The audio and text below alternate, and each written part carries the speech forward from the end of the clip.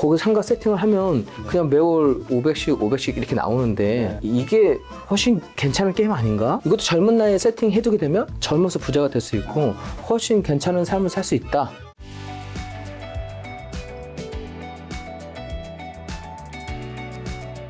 이제 사무장님은 이제 자산을 이야기할 수는 없지만 부자시잖아요. 네. 제가 얼마 전에 이제 출간하셨던 엑시트라는 책에서 네. 자본주의 사용 설명서라는 게 있더라고요. 네네. 뭔가요? 이게 되게 중요한 질문일 것 같아요. 아, 네, 맞습니다. 일단 뭐 저는 우리가 그냥 학창 시절에 배우는 그런 교육 자체는 한 가지 직업을 갖기 위한 그 교육이라고 생각을 하거든요. 맞아요. 네, 그래서 내가 어디 회사에 들어가거나 아니면 어떤 전문직을 갖거나 거의 둘 중에 하나가 되거든요.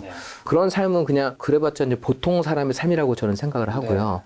자본주의 사용 설명서라고 하는 거는 내가 정말 이런 노동자, 그냥 월급쟁이의 삶이 아니라 그걸 뛰어넘어서 정말 좀 일을 하지 않더라도 내가 돈을 쓰거나 삶을 누릴 때 전혀 좀 지장이 없게끔 그런 상태로 충분히 될 수 있거든요.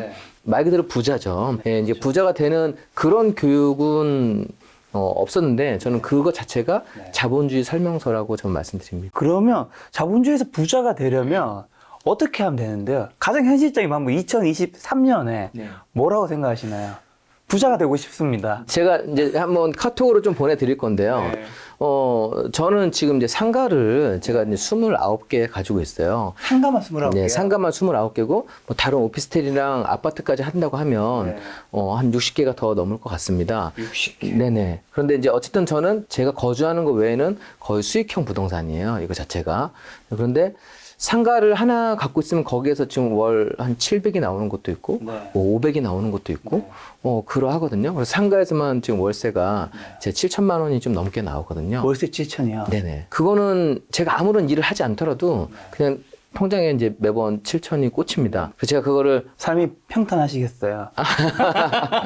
그럼 한번 그러니까 그거는 제가 이제 카톡으로 좀 보내드릴게요. 몇 가지 몇 개만 보내드리고 이제 저는 이제 블로그랑 뭐 유튜브에 다 제가 매입했던 상가를 올리기 때문에 거짓말을 할 수 없고 사실 부동산이나 이런 쪽에서는 너 진짜냐 이런 질문 굉장히 많이 듣는데 사무장님은 본인 유튜브 채널에서 그걸 다 공개하셔서 그런 게 거의 없다고 하시더라고요. 임차인분들이 저를 다 알아보세요. 그래서 근데 저는 저를 그래서 계약서 쓰러 갈 때는 제가 안 가거든요. 월세 깎아달라고 하시니까. 그런데 어쨌든 그냥 저는 제 업장에서 제 임차인분들 뭐 성과 거두기를 좀 원하고 있고 지금은 이제 그렇게 하나씩 제가 모아가니까 정말로 좀 월세가 그렇게 들어오게 됐고요. 그것도 이제 끝이 없더라고요. 그래서 제가 중간에 멈췄어요. 그러니까 저는 또 사업장을 빌리면 훨씬 또 괜찮아서 제가 아무것도 하지 않더라도 뭐 유튜브를 접거나 뭐든 제가 하는 사업을 접더라도 상가는 좀 놔두면 그냥 거기에서는 월세가 계속 나오는 시스템을 해놨으니까 그거는 좀 되게 괜찮고 그걸 했을 때가 좀 놀라웠던 게 만약에 월세 500, 월세 700 이렇게 나오잖아요. 그러면 일을 하는 이 직장인 분들한테는 좀 약간 죄송할 수도 있겠지만 근데 이건 현실이니까 그분들이 9시부터 6시까지 일을 해도 사실 월급이 500이 안 되는 분들도 많이 있잖아요. 네네. 그런데 저는 그 상가를 그냥 하나만 사두면 이 상가에서 매월 500이 나오는 거예요. 이거는 뭐 휴일도 없고 뭐 명절도 없고 뭐 그냥 계속 그게 나오는 거예요. 명절이 있든 없든 나는 월세를 받는 거니까. 네네. 그러니까 그 빨간 날도 전혀 공휴일도 상관이 없는 거죠. 그래서 이게 하나 사니까 500 나오고 또 하나 사니까 500 나오고 1000이 나오네. 처음엔 뭐 300, 500은 아무것도 아닐 수도 있겠으나 1000이 나오네, 1500이 나오네, 2000이 나오네. 사실 이게 좀 말도 안 되는 거잖아요.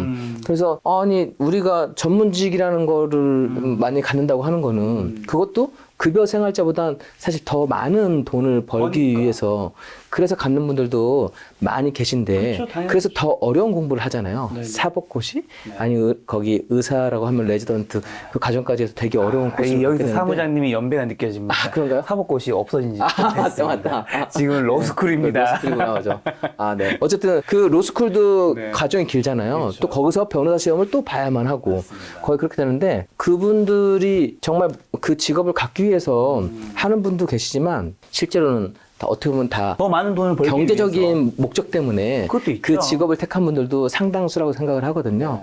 그런데 이 뭐 상가를 하나 사는 법을 알고 거기 상가 세팅을 하면 그냥 매월 500씩 이렇게 나오는데 이게 훨씬 괜찮은 게임 아닌가? 그러니까 만약에 회사에 출근하지 않더라도 이거는 500씩 나오잖아요. 저는 제 것 뭐 통장도 보여드리면서 우리 회원분들한테 얘기하지만 그래서 아니 이게 어떤 게 더 현명한 삶일지 모르겠지만 내가 정말 일을 하지 않고도 원하는 걸 할 수 있는데 이 상가를 세팅해두게 되면 이것도 젊은 나이에 세팅해두게 되면 젊어서 부자가 될 수 있고 훨씬 괜찮은 삶을 살 수 있다라고 이제 저는 말씀을 드리는 겁니다. 확실한 거는 뭐 예를 들면 상가를 통해서 500이든 1000이 들어오면 내가 이제 일을 할 때 돈만을 위해서 일을 하지 않고 내가 하고 싶은 일을 할 수 있는 좀 더 자유는 더 가지겠죠. 회원분들도 그렇게 말씀하세요. 그러니까 월세 500, 1000을 세팅을 하고 나시면 회사를 바로 그만둘 것 같지만 그만두지 않고 그때는 더 회사를 즐긴대요. 그렇죠. 예, 훨씬 더 일을 즐길 수 있고 내가 돈을 위해서 일을 하지 않고 그냥 회사 생활도 더 재밌게 가능하다 말씀하시더라고요. 그러면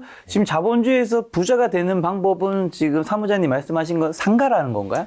현금 흐름입니다. 현금 흐름. 네, 저는 지금 뭐 오피스텔도 가지고 있고 사업장도 제가 가지고 있지만 여기서 제가 일을 하지 않아도 제 사업장은 지금 운영이 되고 있거든요. 제가 일을 하지 않아도 상가나 이런 오피스텔에서 월세가 나오고 그래서 그런 현금 흐름 확보하는 걸 말씀드리는 거지 그냥 상가 하나로만 국한된 건 아닙니다. 네. 일하지 않아도 현금 흐름이 나오게 만드는 게 이제 자본주의에서 부자가 되는 것이다. 네네. 라는 건데, 그래도 상가 너무 좀 매혹적인 이야기 해주셔서. 자, 그럼 상가 월세 500 받으려면 그 상가는 얼마짜리인가요? 제가 매입했던 게 거의 7억에서 9억 사이 때께 월세 500 정도 수준이 나왔습니다. 7억에서 9억. 우와. 네. 야, 근데 상가 살 때는 7억에서 9억이 사실 굉장히 거액이잖아요. 네네. 살 때 이게 뭐 레버리지가 들어갈 수 있는 건지. 그렇죠. 그러니까 저는 샀을 때는 다 대출을 80% 이상은 받았었거든요. 그래서 만약에 8억짜리도 뭐 한 7억에 대출 나왔던 경우도 있고 9억짜리 샀던 것도 거의 8억대 제가 받아서 이거를 그러면 그렇게 많이 받으면 요즘 뭐 금리 올랐는데 어떻게 해요? 그렇게 하지만 저는 처음에 대출 레버리지를 활용할 때 많은 분들이 레버리지를 활용하려고만 하지 어떻게 리스크 관리하는 거는 신경을 쓰지 않거든요. 그런데 매입을 할 때는 적극 매수를 해서 80에서 90% 만약에 사용한다 하더라도 저는 이거를 좀 사용을 합니다. 항상 정기적으로. 그래서 월세를 받았을 경우에 대출 이자를 빼고도 수익이 남아 있거든요. 그래서 저는 맨 처음에는 원리금 상환을 택해놔요. 그래서 이 상가에서 그냥 제가 200~300의 수익이 남는다 하더라도 월 500씩 상환을 해가는 거죠. 부채를 좀 탕감하는군요. 네네. 그래서 자산 건전성을 항상 저는 한 50에서 60% 정도 그 정도로 그냥 해놓습니다.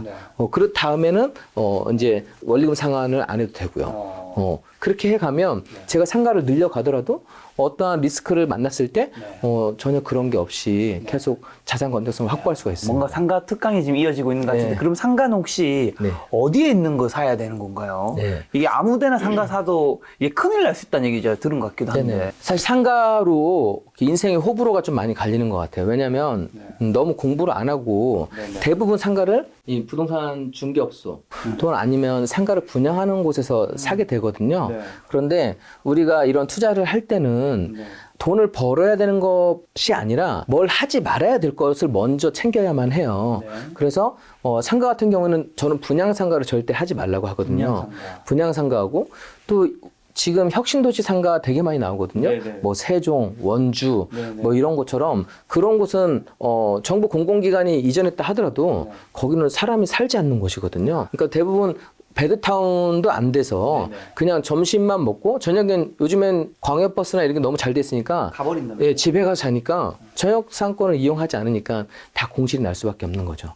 상가 임차인 입장으로 보면 내가 상가에서 손님들이 와야 되는데 저녁 때는 안 오고 점심 한 끼만 팔아서 결코 월세나 다른 공과금을 낼 수가 없거든요. 그러니까 상가가 공실이 될 수밖에 없다는 얘기입니다.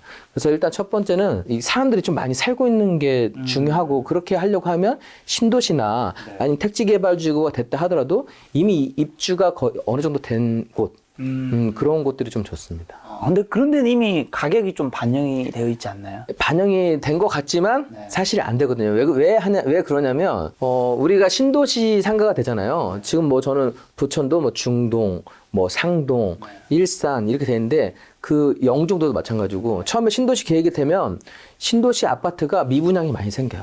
공실이 많이 납니다. 네네. 그런데 아파트가 생길 때 상가도 같이 분양을 해요. 그렇죠. 예, 상가도 분양을 하는데 완전히 거기서는 죽쓰는 거죠, 그때는. 그런데 그 상황에서 결국에는 아파트가 다 차기 시작해요. 아파트 다 차면 그 다음에 상가가 또 움직입니다. 그래서 이 주거 입주율이 한 80%가 넘었을 때 그때부터 상가 타이밍을 잡으면 되는 거예요.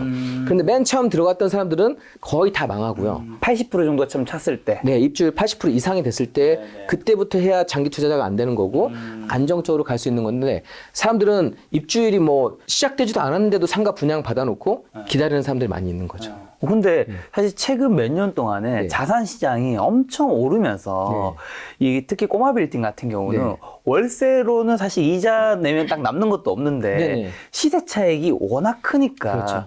이게 사실은 월세보다 훨씬 큰 거다 하면서 그쪽으로 많이 갔잖아요. 네네. 근데 어떻게 보면 지금 사무자님의 투자는 약간 좀 상반된 것 같은데 네. 이쪽이 어떤 메리트가 있고 더 좋은 건지. 저도 지금 이제 꼬마 빌딩하고 한번 같이 비교해서 말씀드리려고 하는데 네. 저는 지금 제가 갖고 있는 상가가 지금 29개지만 코로나 때도 공실이 하나도 없었어요. 그런데 지금도 공실이 하나도 없거든요. 그리고 제가 지금 제 상가를 월세를 다 조금씩 인상을 했습니다. 임차인이 바뀌면서 인상되는 경우도 있고 아니 바뀌지 않았지만 원래 한 5%에 따라서 인상을 할 수가 있거든요. 그렇게 해서 제 상가는 공실이 없이 지금 월세가 올라갔어요. 그러면 상가는 철저하게 수익형 부동산이거든요. 수익형 부동산이라고 하면 내가 이 상가를 사서 일을 하지 않고 그냥 노후에 이자 생활을 할 것이냐 아니면은 건물에서 월세를 받을 것이냐 거의 두 개를 택하거든요.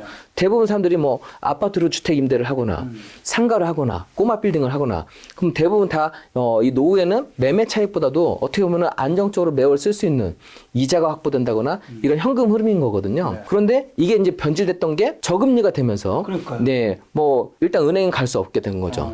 그리고 그렇게 되면 뭐 지식산업센터, 꼬마 빌딩, 상가밖에 없었는데 상가는 계속해서 수익률이 좀 유지가 되고 있거든요. 그 매매 가격 자체가 여기 이 상가를 아까 8억에서 9억을 냈을 때 몇 프로의 월세를 받을 수 있을 것이냐 그걸로 지금 매매가가 형성이 되어 있어요. 그런데 꼬마 빌딩 같은 경우는 어느 순간에 이게 수익률을 무시하고 이게 강남 평당 얼마니까 평당가로 얘기가 됐거든요.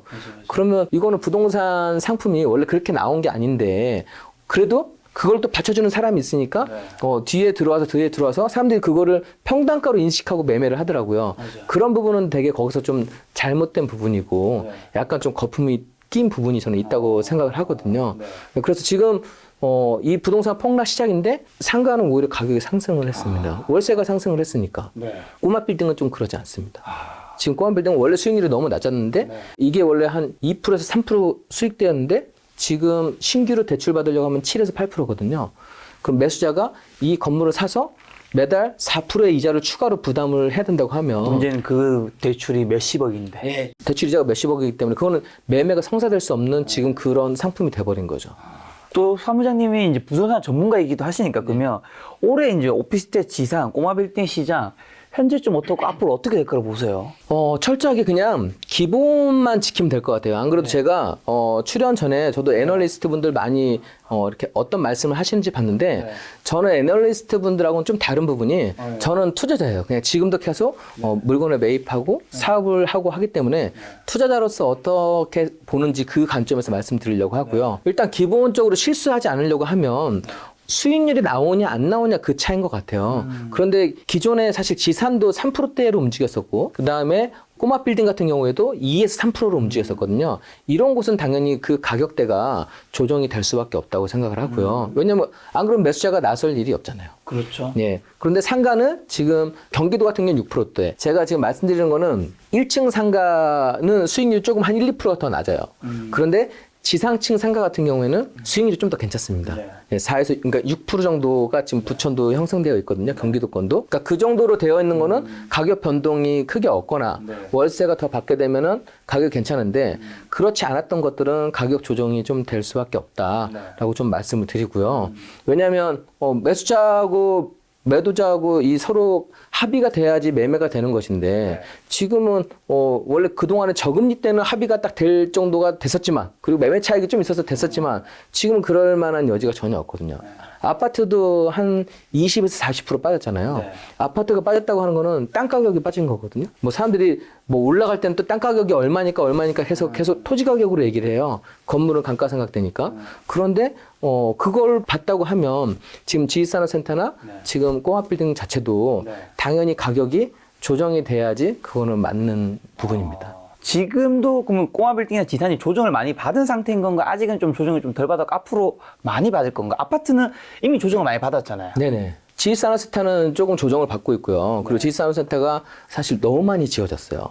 너무 많이 지어져서 그거를 쓸 수 있는 사람들에 비해서 공급이 되게 많아졌기 때문에 그거는 수익률뿐만 아니라 여기에 정말 공신률까지 좀 체크를 해야지만이 저는 좀 정확한 판단이 가능하다고 보고요. 그다음에 꼬마 빌딩 같은 경우는 워낙에 좀 소수들만 알고 있었던 거기 때문에 이게 좀 바로바로 나타나지 않았지만 저는 이제부터 시작이고 꼬마빌딩 이제 시작이다. 예, 이제 시작이고 이제부터 좀 현금 흐름이 안 되는 분들은 네. 감당하지 못하지 않을까. 왜냐하면 연예인분들도 많이 샀잖아요. 맞아. 사실 연예인분들이 수입이 그렇게 많은 게 아니잖아요. 유명 연예인이 아니고서는. 그다음에 또 투자자분들도 좀 많이 들어갔거든요. 왜냐하면 아파트가 15억짜리 이상은 대출이 안 됐었기 때문에 그때 대체 수요로 거의 빌딩으로 들어간 분들이 많아요. 그래서 원래 부자가 갖고 있는 이 형태가 빌딩이긴 하지만 부자가 아닌 분들이 지금 들어갔던 분들은 상당히 힘든 상태? 그분들 중에서 특히 지금 현금 흐름이 안 좋으신 분들의 네네. 물건들은 못 팔게 되면 경매로 나올 수 있는. 네네. 그리고 문제는 꼬마 빌딩을 대출을 거의 90% 가까이 해줬었거든요. 그래서 사실 이게 나온다 하더라도 아마 은행도 조금 손실을 보지 않을까 저는 생각을 하거든요. 네. 그러면 이제 아파트, 빌라, 지금 꼬마빌딩, 오피스텔 다 이제 좀 많이 폭락을 하고 있는데 이제 이게 다시 이게 영원히 폭락하진 않잖아요. 어떻게 보면 또 현금 있으신 분 입장에서는 싸게 살 수 있는 기회일 텐데 네네. 어떤 물건을 사면 다음 이 상승장 때 조금 시세 차익을 크게 얻을 수 있을까요? 네, 지금도 이제 부동산을 저도 지역적으로도 바라보고 있고 똑같은 지역에서도 어느 아파트는 덜 빠지고 더 빠지고가 있어요. 그런데 확실히 만약에 지금 송도 같은 경우도 정말 많이 폭락한다는 기사가 거의 단골로 등장하거든요. 많이 나오던데. 네네. 그런데 폭락하는 데는 정말 폭락하는데요.